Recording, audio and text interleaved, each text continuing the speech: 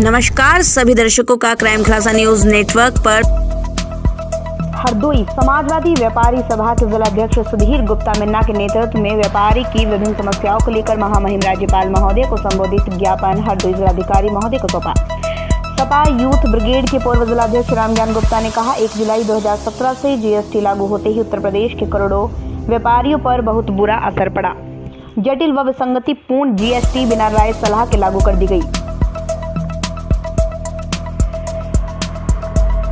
जिसका उत्तर प्रदेश समेत पूरे देश के व्यापारियों ने विरोध किया। नोटबंदी के बाद इंस्पेक्टर राज व जटिलता को बढ़ाने वाली नोटबंदी के बाद इंस्पेक्टर राज व जटिलता को बढ़ाने वाली जीएसटी की वजह से लाखों व्यापारी व्यापार बंद करने को मजबूर हुए।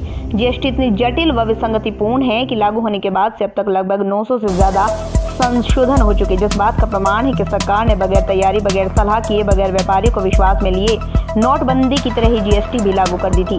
जीएसटी इतनी जटिल और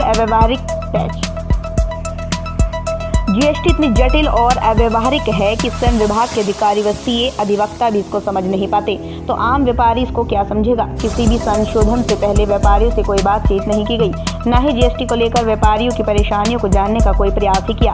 प्रतिदिन एक नया प्रावधान लागू कर दिया जाता है, जिसकी क्रियान्वयन करना व्यापारियों के लिए बेहद मुश्किल भरा है।